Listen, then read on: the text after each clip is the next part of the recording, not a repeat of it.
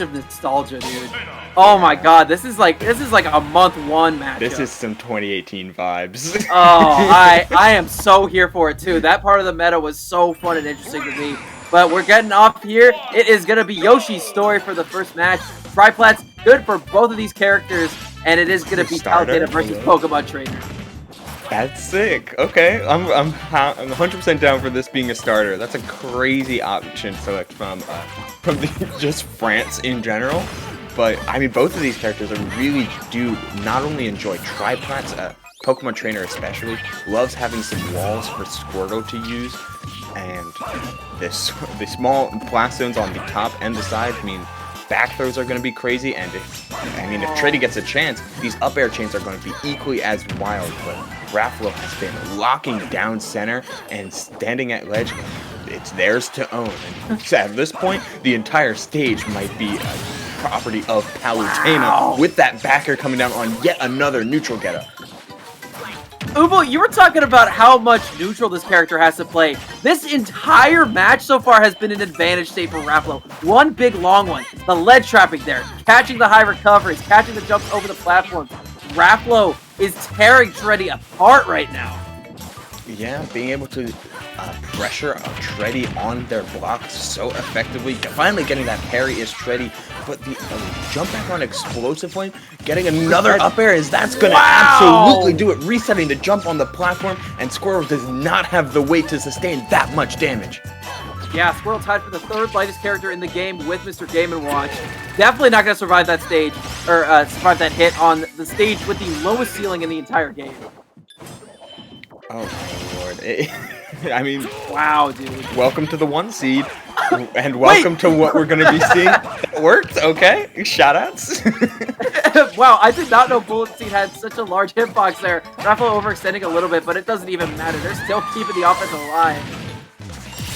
Okay, hold up. Yeah, great coverage on Tredi's part. Using the Vine Whip, forcing an obvious double jump coming out from Raflow to retreat to top platform, and solid coverage on that front. But while Squirtle can be, I agree with the pick of trying to stick Squirtle.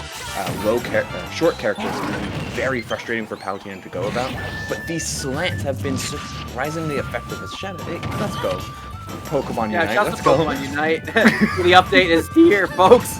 The one you've all been waiting for. It's time, but this ain't a Smash stream anymore. Yeah, Tredi right now making the Charizard work a little bit. Very close to taking the stock. But there's going to be a jump from ledge with the side B for Raflow. Give him a little bit of space, whipping a couple of aerials. They're going to get them back here eventually. Tredi get countered. They can make it back though with the side B, but going to be intercepted by that back air. The buckler shield going to be giving them some iframe, some intangibility on that hit, so they were safe there the whole time. And honestly, the back airs as a whole from Raflow's game plan were so good. They cut off so many options at the ledge, off stage, and Raflow was so good at putting up that wall quickly between them and their opponent. PT, if they get in on you, has a really easy time just tearing you apart, and Raflow made sure that did not happen for a good majority of the match. Yeah, it was so good to watch Raflow counterplay a character like Squirtle, who can be so frustrating for Palutena to go through. But these back airs were placed super low on top of utilization of things like down tilt and down air as prominent starters, even on those slants. That is an insane adaptation to or insane readiness for a matchup where you instantly negate what could be the opponent's best character, in this case is Pokemon Trainer, for a matchup.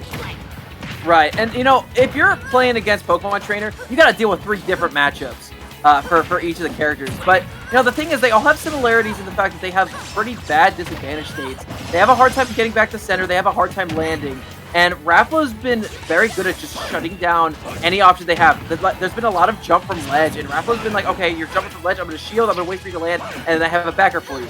And then every other option, I have something ready for. Whipping a pivot grab there, though, is going to be one of the first little mistakes at the ledge we see Raflow make.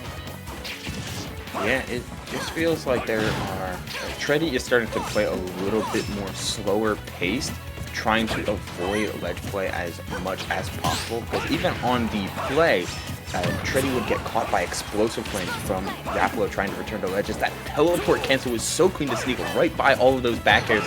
Now we get a chance for Raflow to see if they can close it out. That down tilt gets caught by the back air, but the coverage gets caught by the switch. But the coverage off of the double jump from Charizard. Great offensive presence from Raflow, able to cover so much space with Palutena's raw speed. Y'all still think this character's not top 10 anymore? Look at this. Look at the display here from Raflow. Raflow has an option ready at every situation. Whenever they see an air dodge come out, they can sniff it out. Even if they're already in an option, they can get a punish right quick. And that's been working to their benefit, but the back row is going to kill. Yeah, Squirtle got arms, dude. He works out. That leg day, very strong on the Squirtle. Yeah, he may be a tiny turtle, but there is no shortage of power coming out from these muscles, because look at that tail going work, putting on a quick 31 and dodging the explosive flame, trying to scrap a whole lot more, trying to put Raflow on the crackback, forcing a lot of dash backs coming out from this Palutena, who, I mean, they're managing as much stage as they can, but I love this Squirtle movement, just dashing back and forth, not trying to commit until he saw the explosive flame. Super clean. Tredi's starting to play very nicely right now. Where in the first match, it looked like they were just running into the wall time after time after time, which Palutena could put up, obviously, with those dash attacks and those back airs, as well as their lingering hitboxes in general. Right now, Tredi is trying to force Raflow into a committing option and then working around the wall. Instead of just jumping into it, they are playing around the offense and starting to get these punishes. And now they're doing a very good job of putting the first seed on the ropes this early. Yeah, the painted tunnel approach that works so well on Yoshi's story is really getting broken down here. Still a lot of jumps from ledge, but the movement mix-up and the drift has been so clean from Raflow. And yeah, you're too high for down throw into back air, so you have to play this super safe. A great parry on the corner pressure. It was 130 up to kill, landing on the platform. Very nice. Tredi starting to get their momentum in their corner. And Pokemon Trainer, as we know very well here in Tri-State Ubel, this character's momentum is really good, particularly when they have a lead like this. But there's got to be some extra credit. No, catching the overextension on the get-up attack with that back air. Raflow makes an even game going into the third stock. Yeah, we're getting to see that just super quick adaptation on Tredi's part and forcing Raflow just to continuously play so much back and forth neutral. This ledge play, though, has been transitioning back into Tredi's favor and becoming much more of a scrap fest. Both of these players pressing a lot of buttons with the up air. Oh my god, trying to get the extension off of the platform cancel, but it's still Tredi, still sticking with the Squirtle, trying to make the most out of this character as possible until they're in disadvantage. And here they go with the Ivysaur, trying to stop the bleeding. Right, playing a little bit of a corner creep style with this Ivysaur, trying to poke with those Razor Leaves in all situations, but you need to be careful, because if you fly a little too close to the sun, you're gonna get burnt. Don't care if you're a fire type, that's still gotta hurt. And it's Raflow edging that one out. Tredi was starting to get a lot of momentum there, forcing the first seed of the tournament onto last stock. And they played very, very well up until the end, where the glass slipper just barely broke Google.